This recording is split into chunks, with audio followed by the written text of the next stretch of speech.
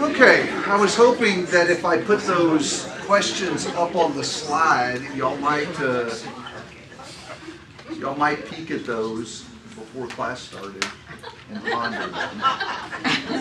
And most of you are saying, "Oh, there are questions on the slide." Go ahead and take a peek at them now. Let's pray together. Father, give us great confidence that what we believe about your Son is true. In Jesus' name, amen. Amen. So I have completed what I wanted to say about the resurrection. I just don't want to move away from that too quickly. So I thought I would open with those questions and see if you guys want to dig in any more of those places. So any questions about what we've studied? You want to follow up with? And then I can put you on the spot. What piece of evidence did you find especially compelling? Please don't be quiet. Yes, sir. Well, sorry, you kind of changed it. The last question, where's the case weak? Mhm. So, the one that I don't use is, in this world where we had 9/11, you got people that believe in, that I need to fly into a building because I'll have all these. So someone could say, yeah, think about that, and then think about, oh, but the apostles changed their whole lives. They die for something. They say, oh, look, the Muslims, did that. So I don't use that too much in this modern time, I guess. Okay. But I do believe it myself that it changed their lives, and they weren't. It's not even close to the same belief. I'm not saying that. There is something to be pondered there. Thank you for that, about what might be compelling to a believer and what will be convincing to an unbeliever. And I don't think it's always the same thing. I will tell you that I am very impressed with the unity of the Bible, how the book goes together to tell one story. And it gives me great conviction, probably more than anything else, that the book had to come from God. I don't think an atheist is going to be that compelled by it, in part because I don't think he knows very much about the Bible typically. So I get that. That's something worth pondering. I appreciate that. What else?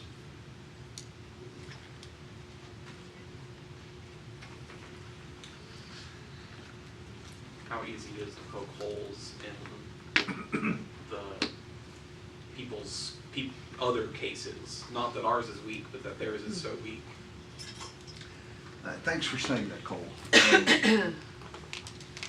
I'm glad you said that, but in part because I think very often disciples carry all the burden in conversations like these.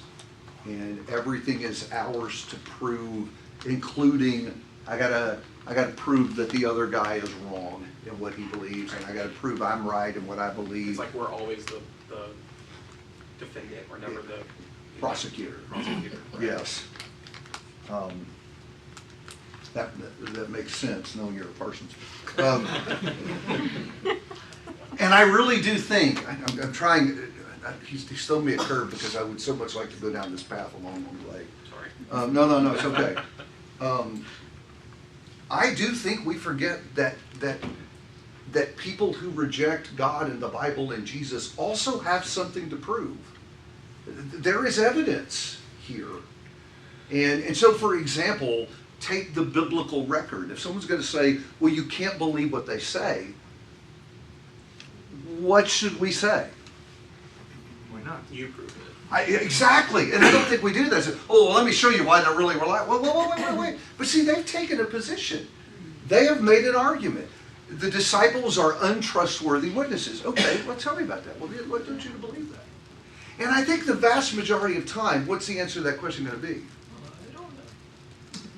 I mean, No, I don't disagree with that, and they I don't. really have, I mean, they just don't want to believe, so they just dismiss it without any research. It's either that, or people just haven't thought about this. There is a lot of parroting that goes on when you talk about important spiritual things, where I am just repeating what I've always been told. And I'm not just pointing at people who disagree with us, because the truth is, a lot of us are guilty of just parroting what we've grown up with in the church. And I think we're living in an age, I want you especially thinking about the people across the hall, where that foundation has to go a little deeper than, well, I heard our preacher say that Sunday after Sunday, and he's pretty smart, right? I'm talking about Jeff, y'all know.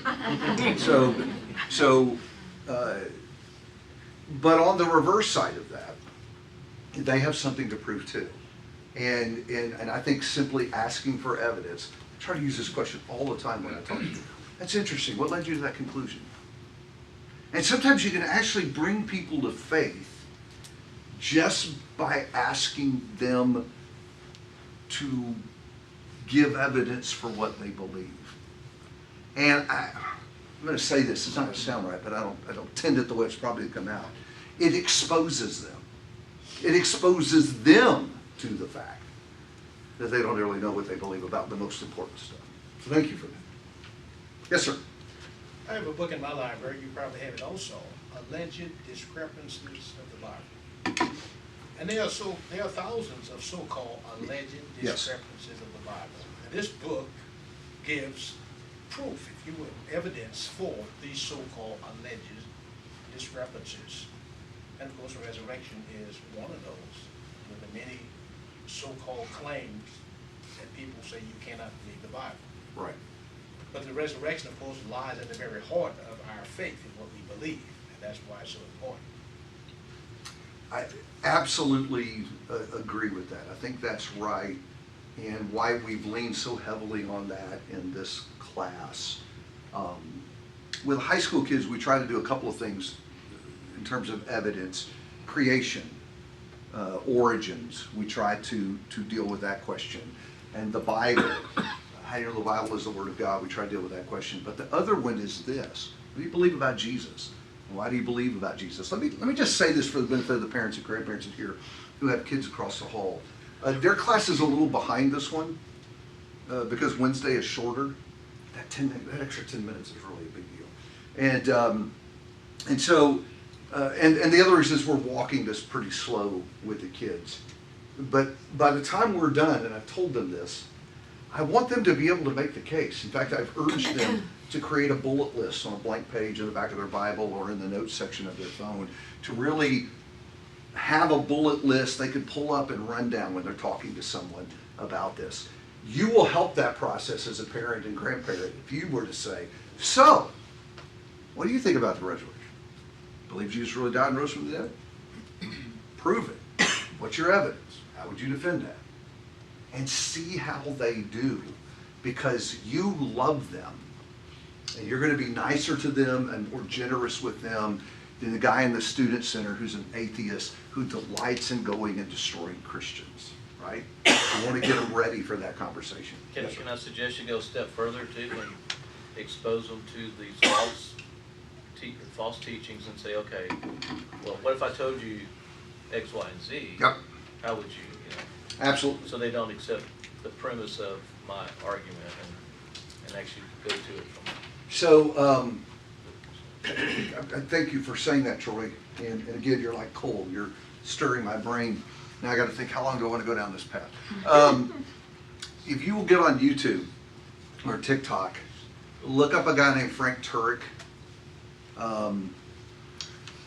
Turek kind of does what Charlie Kirk did on college campuses. He goes and he does presentations, and then he lets the kids come and ask him anything.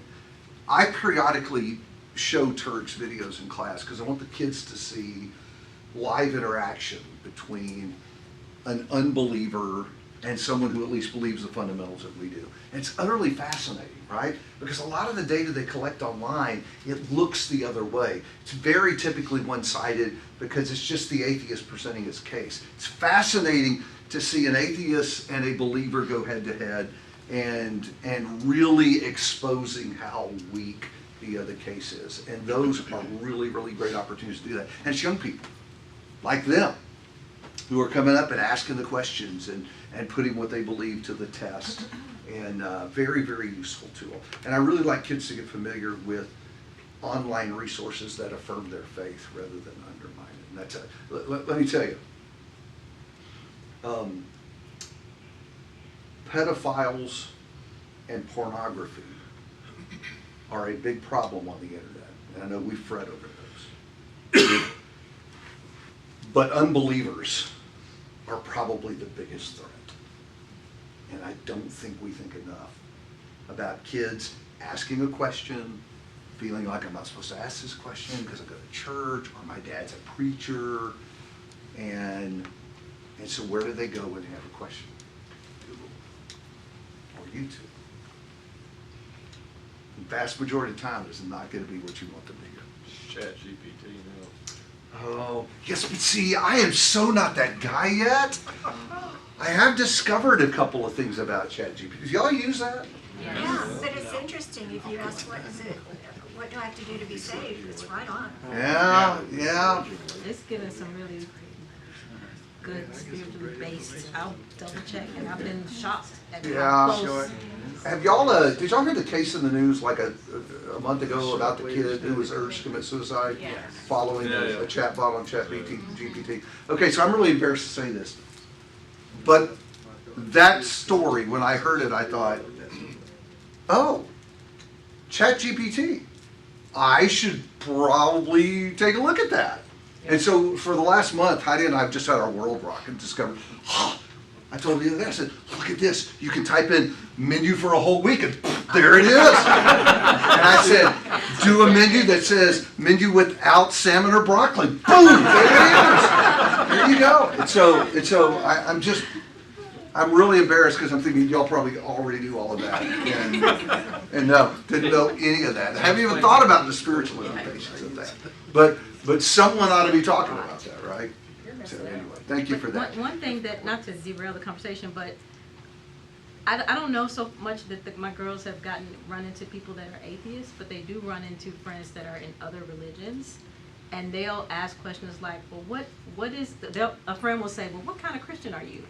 And they're like, I don't know how to answer that, I'm just a Christian. And so having to have those conversations to explain a Catholic versus this and versus that is where ChatGPT has really helped us, because it will take it all the way back to the history and break it down to the simplistic terms to be able to explain it to them. So it will give us a good comparison, who started what, and this is based on scripture, and this is based on this man. It's really been helpful. Interesting. Thank you for that. Last shot at any of those. Kids don't learn logical argument anymore in school. You know, how do you prove a negative, for example? And what's that mean? What are you even talking about? Which is what the atheist puts themselves in the position of doing. So again, now I'm wondering how far to go down this path, because I could really get on my soapbox. Let me say it this way. I think the greatest gift you can give your children that will torment them for the rest of their life is to teach them how to think logically. Because they are growing up in a post-logic world, right? Just think about this statement. You have no right to judge me. Which is a judging statement. Come on. You don't see the logical problem there? All the time. All the time. I think, thank you for saying that. Absolutely, we need to train our kids to think logically. A premise needs evidence in order to be true, and the evidence needs to be evaluated. And but it will drive them crazy living in our world. All right, let's go to John. I'm going to go to John 20. We're really kind of just continuing through the back half of John, now looking at post-resurrection. We've said, you've probably heard it, I think I said it this morning, the Lord's Supper talk, that John is kind of different. He's telling the same story, but his angle is different, and what he drops in is just curious and adds to the story. This interaction with Thomas, beginning of verse 19, is fascinating. And I want to read this, and then I want y'all to tell me what you think of this story. So this is verse 19. And when it was evening on that day, the first day of the week, when the doors were shut where the disciples were for fear of the Jews, Jesus came and stood in their midst and said to them, "Peace be with you." And when he had said this, he showed them both his hands and his side. The disciples did rejoice when they saw the Lord. So Jesus said to them again, "Peace be with you. As the Father has sent me, I also send you." And when he had said this, he breathed on them and said, "Receive the Holy Spirit. If you forgive the sins of any, their sins have been forgiven. If you retain the sins of any, they have been retained." But Thomas, one of the 12, who's called Didymus, was not with them when Jesus came. So the other disciples were saying to him, "We have seen the Lord." But he said to them, "Unless I see in his hands the imprint of the nails, and put my finger into the place of the nails, and put my hand into his side, I will not believe." After 8 days, the disciples were again inside. Thomas was with them. Jesus came, the doors having been shut, and stood in their midst and said, "Peace be with you." Then he said to Thomas, "Reach here with your finger and see my hands, and reach here with your hand and put it into my side, and do not be unbelieving, but believing." Thomas answered and said to him, "My Lord and my God." Jesus said to him, "Because you have seen me, you have believed. Blessed are they who do not see and yet believe." So what do you think of that story? I think it's cool Jesus got in a locked room. There's some rabbits to chase there, right? Yeah. What else? Sounds like somebody's arguing against Gnostics, or Gnosticism a little bit. Oh, yeah, John is late, right? Thank you for that. What else? It's like you've been saying about the apostles, they're just more unflattering stories of them. Okay. So Cole started it. Is it an unflattering story of Thomas? I don't really think it is that. Oh, here we go. It is Here we go. slightly, Cole started it, right? Go. but all he's asking for is what all the other 11 or 10 saw already. What do y'all think? I agree with him. I think he just wants evidence and not just listen to what the other apostles said. 2 against 1, Cole. Who's coming to Cole's defense? But Jesus' commentary after that all went down, you guys believe because you saw, but those who believe and have not seen are the ones. He kind of condemns them all. Okay, we've got it through 2 now. Let's go. Full count. Mom does it. We'll give Mom half credit. Cause I really struggle with this story. I do. Now y'all know what preachers do in the office every day. What we sit back there and do, we read stories like this and think, is he a good guy? Is he a bad guy? But What do you think? shouldn't we all struggle with that story? What do you think? I'm telling you what I think. That's what I think. I struggle with the story. Think about this. What advantages did Thomas have?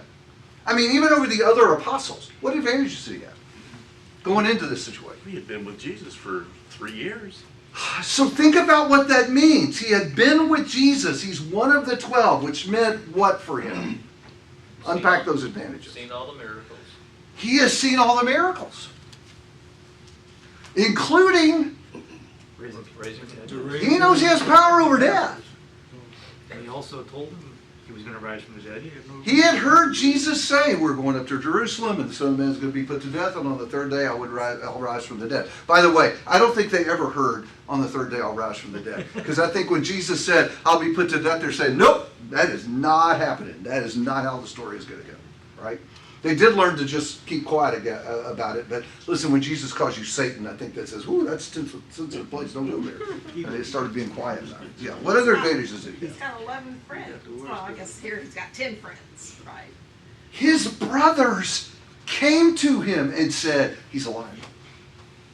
Men that he's been with all this time, and he knows what kind of men they are, and they tell him he is alive. And so there is a part of me that's like, dude, what does it take? I mean, I don't disagree with the stance. I mean, I'd love to be able to do the same thing he did. But as someone who saw him for, like we've been saying, saw him for 3 years, did seen everything he's done, stood by his side for every single thing. I mean, not every single thing, he wasn't one of the special 3 or 4. But, you know, he saw what we never get to, we'll never get to see, and didn't believe the last thing. And also, the fact that Jesus told them what was going to happen. How can you not believe it and you following the Messiah and he's telling you exactly what he's going to do? The Son of Man is going to. Yeah, there's part of me that really wants to look at the disciples and really think they were kind of dense. Something had to be wrong. But at the same time, I am fearful that my hands would not have been clean if I had been back among that number. So the curious thing is, where has he been? Because he's missed out on these other appearances, and now he comes. And I'm thinking, has he heard the rumors that he didn't die, that the body's gone? Maybe, you know, is he getting all confused now? Why wasn't he there? And why does the Holy Spirit drop little tidbits like that and say, yeah, I'm not going to tell you. Just got to hang on to it. I can't tell you how many times I get frustrated with the text and I'm thinking, oh, come on, I'm curious about this. Help me out. And I think sometimes the reminder is God saying, I know what I'm doing. There's also no indication that Jesus knew ahead of time or knew from the other apostles what Thomas's doubts were. But when he shows up, he does. He tells him exactly, and you would think that would register with Thomas. How'd you know what my skeptical questions were? Someone has pointed out already that there is this interesting parallel between verse 20 and verse 25, right? Where Jesus disappears? No. He shows them. Where Thomas gets the same thing the other disciples got, because in 20 he showed them both his hands and his side, and then in 25 it's Thomas. And what happens to Thomas when he gets to handle the evidence? My Lord and my God. That's right. He is a believer now. He is right there with him. He doesn't seem to be particularly more hard-headed than the other ones. It just seems like he needs the evidence. By the way, as a quick aside, remember that the unbeliever story is that the disciples came and stole the body and made up the lie that he had risen. Sure doesn't look like it, does it? And it's not that they create the story that makes them look good. They create a story that makes them look slow and hard-headed and reluctant to believe. And so this whole idea that the resurrection is a made-up story just does not fit the records that came from witnesses at the time. Yeah. You know, we've talked a little bit about this before, but you know, in terms of contemplating the evidences around Jesus' resurrection, this is a really powerful exchange between one person who said, I don't believe it, and once he got to see Jesus and touch the scars, he believed. It's almost as if God planted this story in here for someone to be able to point to and say, here you have somebody that got to see him and touch his scars. Yeah. Meaning you can trust the witnesses. Yeah. First-hand person handled it with their hands. There is sometimes today some chronological snobbery. people today looking back and saying, those people were dumb and didn't get it. And I have to tell you, Thomas doesn't look that way. He doesn't look like a guy, in fact, none of them look like guys that are easily persuaded to buy into something dumb. Thomas looks like a guy who is saying, I don't care what the rest of you say. Unless I see it, unless I touch it with my hands, I'm not believing in it. He's using logic. There you go. I wonder if he was, we read this to say he doesn't believe that Jesus was risen, but maybe he's just saying, I don't believe y'all. Right? It's not that I don't believe it, but I'm not gonna just take your word. Okay, so let me tell you the other verse that gives me a problem. Let me move on from there. And that is 27, right? Because he says, reach here with your finger and see my hands, and reach here with your hand and put it into my side, which makes me wonder if he's aware of what Thomas has said, by the way. But the last phrase is, and do not be unbelieving, but believing. And so I read that and I think, that kind of sounds like he's in a little bit of trouble, doesn't it? So I went and did some more reading about that, and what I found out is that the scholars are divided about how to read that. Because is it like persuasive that he's saying it? Or is he saying, come on, man, come on, you should believe. And so the scholars are divided the way it's worded about whether or not this is a strong admonition or just an appeal.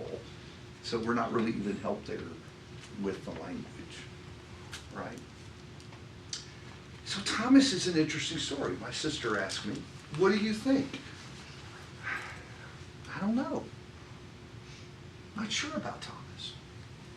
But it is curious to me that after all the stuff about the resurrection, all of John's big buildup, remember, John's been headed this way since 13, like half of his gospel is devoted to the end of the story. And right here at the end of it, he drops Thomas. So why do you think the Holy Spirit places this story here? Yes, sir. I believe Thomas is the kind of person who asks questions about things he doesn't understand. If you remember back in John chapter 11, Jesus waited until Lazarus was dead. And he said he was going to go. And Thomas was the one who spoke up. He didn't understand. And Thomas knew that there was going to be danger in Jerusalem. So Thomas was the one who said, well, if he said, let's go to Jerusalem, let's go die with him.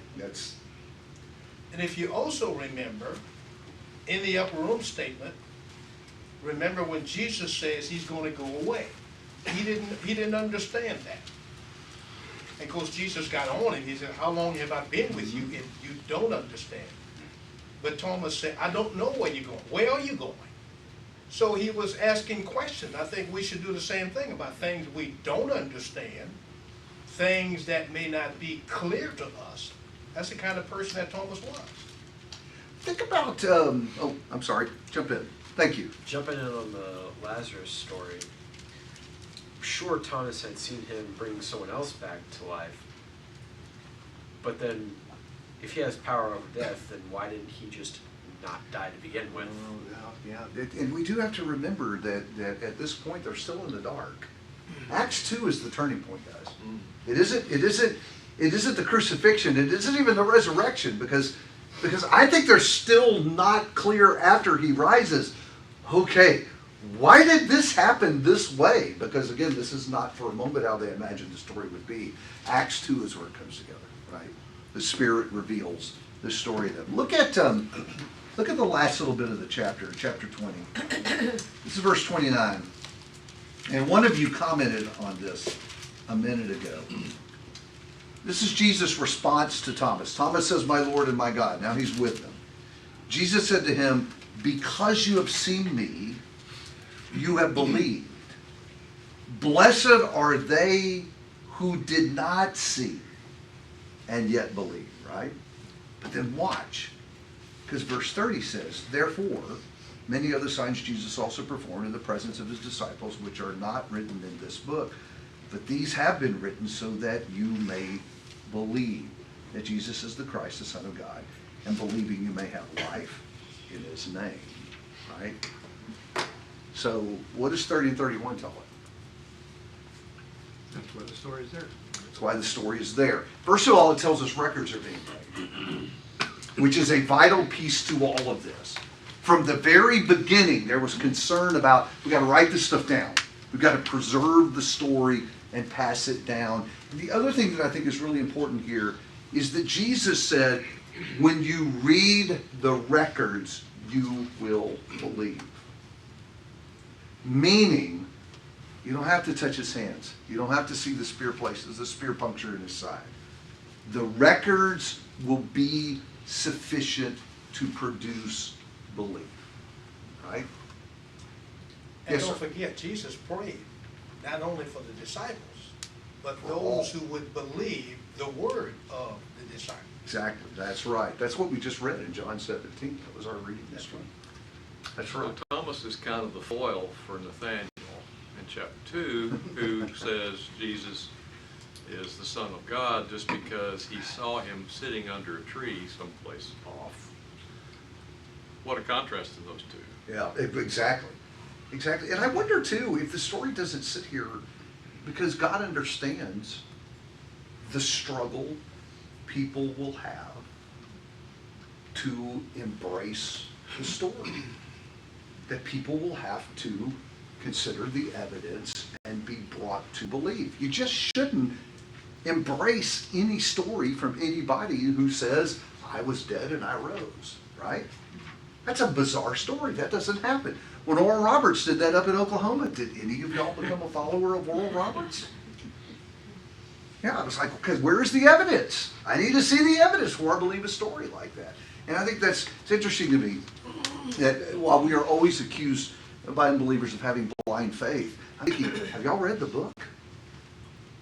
Because Jesus said, hey, if I don't produce the goods, don't believe me. That's John 10, right? And here we get to the end, and Jesus says, I'm going to supply evidence that is sufficient to produce belief. By the way, just a real quick evangelism point here. If people see the evidence and don't believe, what's the problem? Their heart. And we need to remember that. Because not even everybody that was on scene that saw the resurrected Jesus believed in him. We are stunned that 3,000 people obeyed the gospel on Pentecost, right? How many people were in Jerusalem? Lots. Tens of thousands. Tens of thousands of people.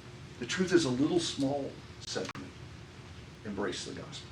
And so I think we have to remember that. I think that sometimes we bear too big of a weight when we're trying to convince others. Sometimes it is not about the evidence. It's about the heart. Jesus said the evidence is there. Some will embrace it and believe it, and some will not. Pharaoh's a pretty good example of that.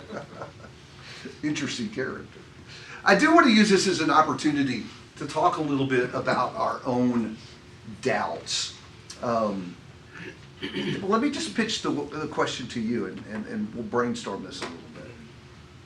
What does this story teach us? This story teaches us about our own struggle with doubt. Do you see any lessons there?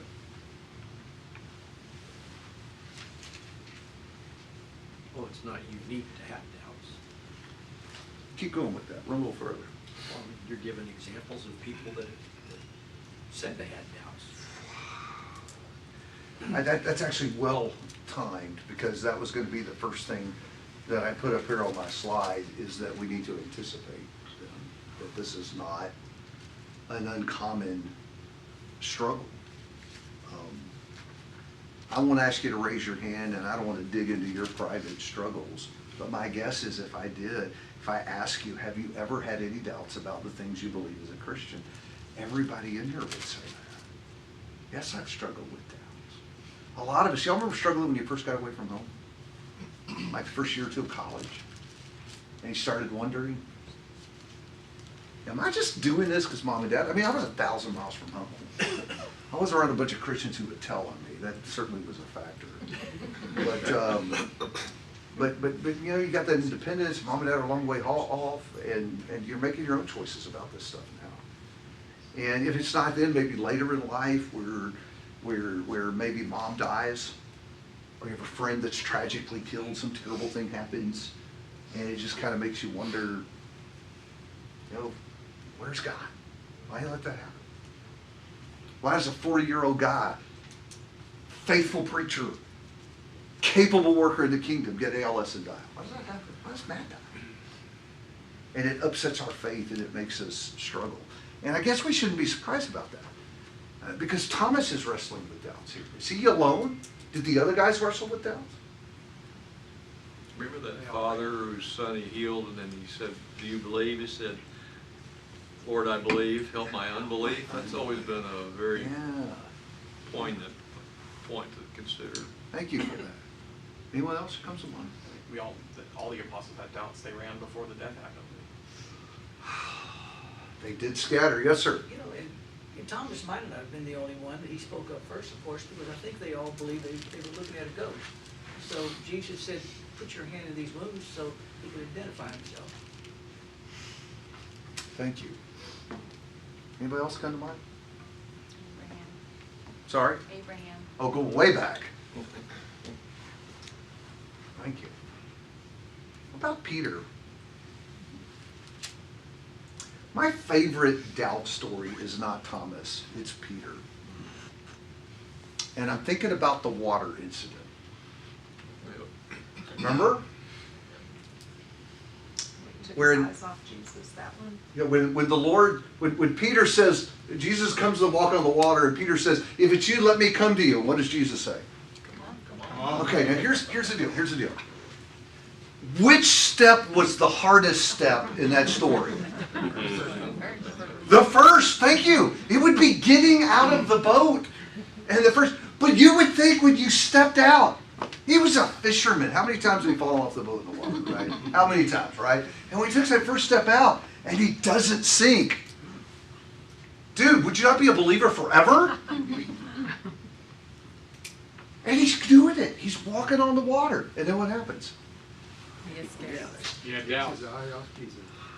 There's waves and wind. It's a stormy sea. And yes, he takes his eye off Jesus. That's exactly right. And he begins to sink. What's he doing? Doubting. At that moment. I think that beats Thomas, guys.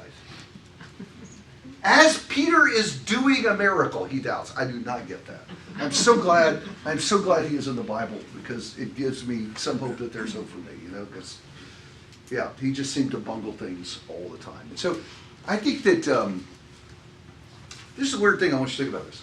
I don't know that we talk a lot about our doubts. Is that right? Is it because we put a negative connotation on it?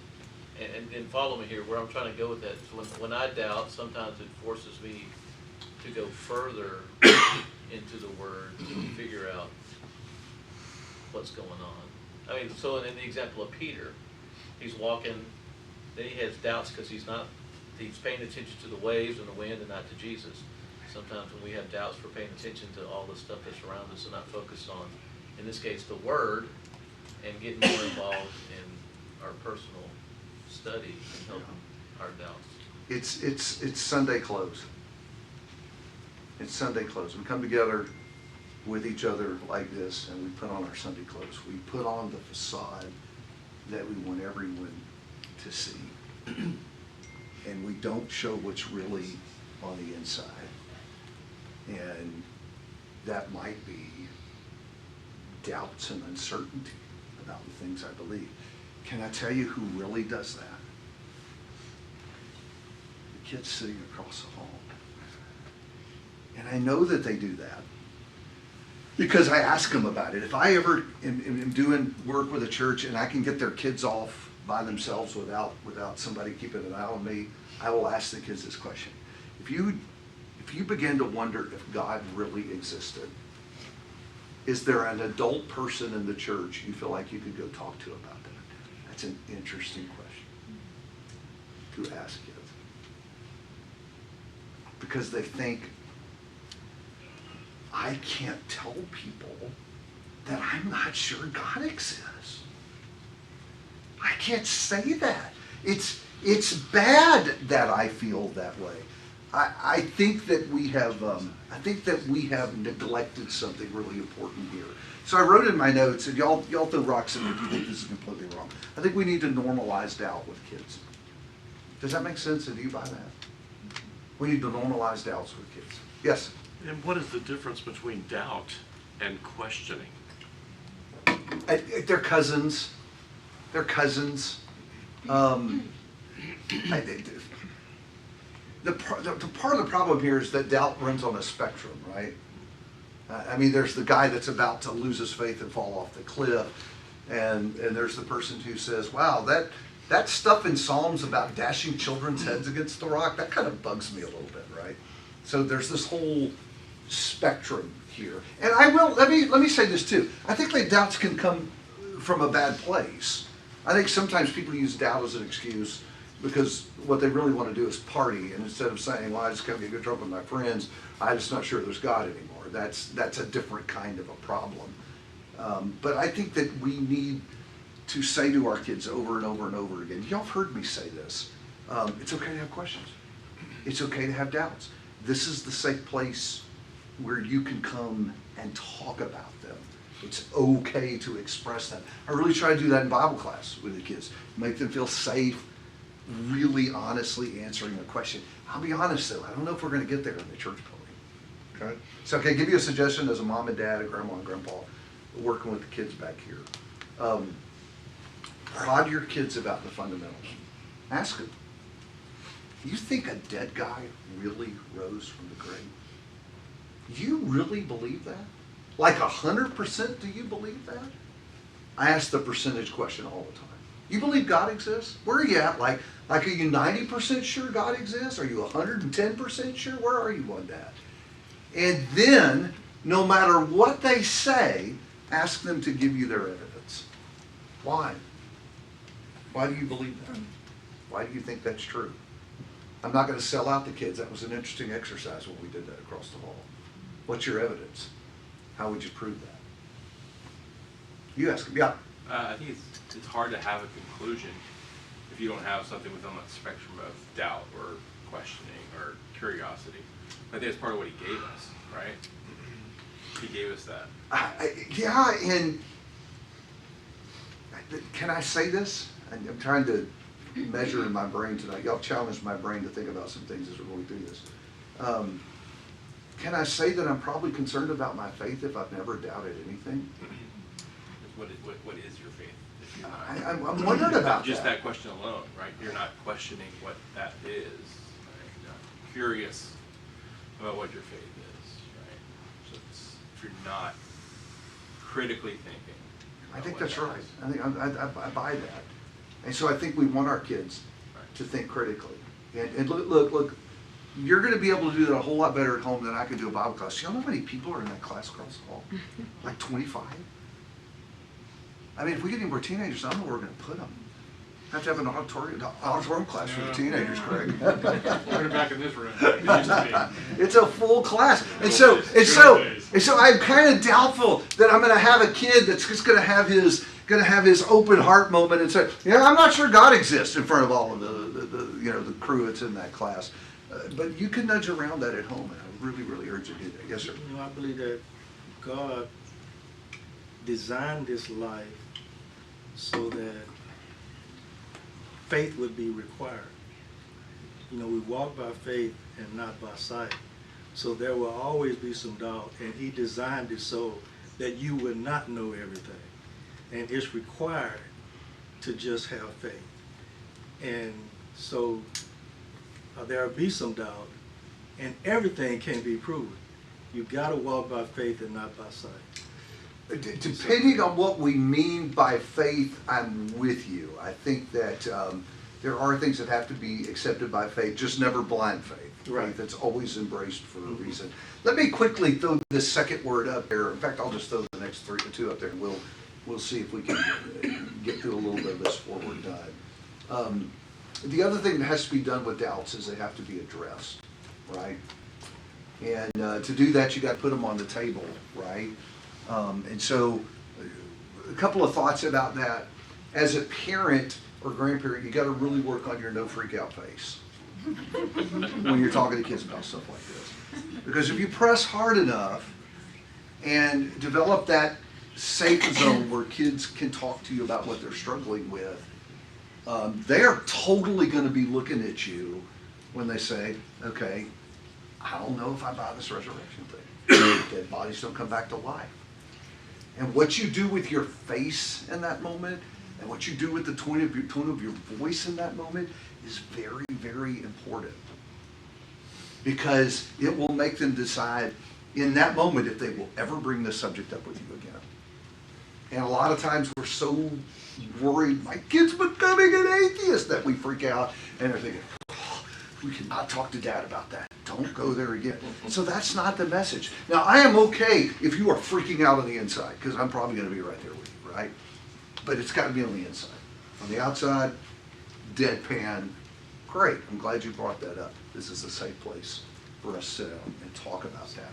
David? Yes? They're gonna get answers from somewhere, right? I mean, how many of us know people from this congregation within the past 25 years, young people that are no longer part of the church at all, and they probably had doubts, and they probably didn't feel they had someone to go to, but they're gonna get the answers in this culture. I can tell you, They're going to get an answer. And answer, yeah. There was 16 seniors in my graduating class, and you would consider maybe 4 that are faithful Christians. 4. Right. Right, it doesn't change. Yeah. So what do we say about doing the same thing over and over again and expecting a different result? Yeah. And so we can't be crazy. We got to fundamentally do things differently. And I will say, can I be real transparent about this for a moment? Having had a son who lost his faith, who had doubts, and who said, are you kidding? I was the preacher's kid. How could I say I wasn't sure God existed? And here I am trying to keep him sexually pure and keep him away from alcohol, and it really didn't occur to me that I needed to be talking to him about how he knows God exists. He faked it well. They do fake it. He fooled us all, David. Yeah. So anyway, the other thing that I think kids really, really need to recognize is that it takes work to deal with your doubts. This is not easy. I'm sorry, go ahead. I think that it's also important to be real with them and tell them that we have doubts and that we struggle with same things that they struggle with. I think sometimes we keep the parent facade up of like, I got it all together, I know what I'm doing, and that makes it harder for them to even come to you because they think you're quote unquote perfect or whatever. And so I think it's very important for us to tell them that I have that same doubt. I still struggle with that same thing today. Being your parent or whatever, and I think that. Let me tell you how I work through it. And it's worse than that though, because it isn't just that my mom or my dad never talks about doubts. They assume that we represent all the Christians. This is how all Christians are. And so if mom and dad never have doubts, no one else has doubts except me. David, I will add this. You know, Kendricks teaches the middle schoolers, and they know their parents are not perfect. But there's a disconnect because parents won't admit it. Kids won't say, I know you're not perfect, and no one's talking. They say things in class about things that their parents do, but they will never have that conversation. Yeah, I tend to have a confidentiality agreement with parents. I don't believe half of what they say about you if you don't believe half of what they say about you. You guys don't have to call me out. I mean, come on. But, You know, you can even affirm why you can say, I'm glad you're questioning this because I know when you work through it, your faith is going to be stronger. okay, so that's the other piece of this. That's why I think doubts are not bad. Doubts that are left unaddressed are bad. Doubts that are wrestled with and answered. You know, there's some things that as a Christian I believe rock solid because I had to struggle through it and come to a conviction about it, right?